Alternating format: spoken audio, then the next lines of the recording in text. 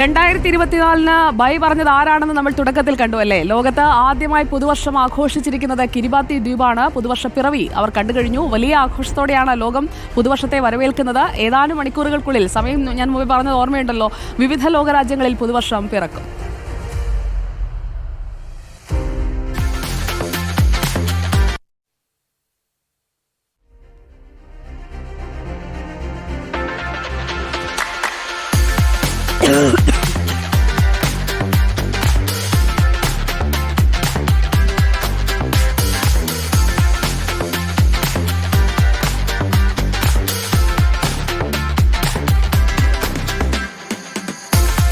അഖിലശ്രീ ചേരുന്നു നമുക്കൊപ്പം ന്യൂസ് ഡെസ്കിൽ നിന്ന്. Good evening Akhilasree. ഈ വർഷത്തെ അവസാനത്തെ ഗുഡ് ഈവനിങ് ആണ് അഖിലശ്രീക്ക് തരുന്നത്.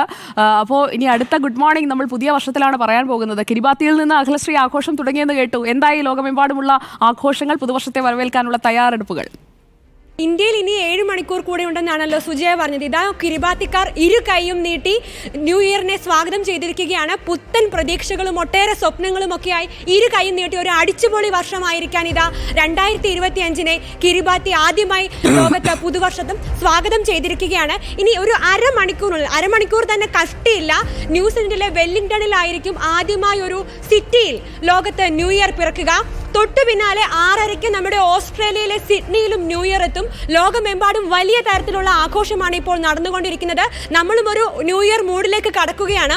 എന്തായാലും 8:30 ജപ്പാനും 9:30 ചൈനയും പുതുവർഷത്തെ വരവേൽക്കും. നമുക്ക് 12 മണിക്കാണ് ന്യൂ ഇയർ ആഘോഷം. നമ്മളോടൊപ്പം ന്യൂ ഇയർ ആഘോഷിക്കുക ശ്രീലങ്കയാണ്.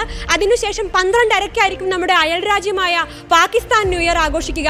പിന്നെ നമ്മുടെ ഒട്ടേറെ സുഹൃത്തുക്കളൊക്കെ പോയിരിക്കുന്ന UK ന്യൂ ഇയർ ആഘോഷിക്കുക. നാളെ രാവിലെ 5 മണിക്കായിരിക്കും. നമുക്കൊക്കെ ഇഷ്ടമുള്ള അമേരിക്കയിൽ ന്യൂ ഇയർ ആഘോഷം. തീർച്ചയായും. അപ്പോൾ അഖിലശ്രീ ഓരോ രാജ്യത്തെയും ഇങ്ങനെ, നേരത്തെ ക്രിസ്മസ് സമയത്ത് അഖിലശ്രീ സാൻഡേ ആയിരുന്നു ട്രാക്ക് ചെയ്തിരുന്നത്. ഇപ്പോൾ പുതുവർഷം എവിടെയൊക്കെയാണെന്ന് ഇങ്ങനെ ട്രാക്ക് ചെയ്ത് ആ വിവരങ്ങൾ അപ്പോൾ പ്രേക്ഷകരിലേക്ക് എത്തിക്കും.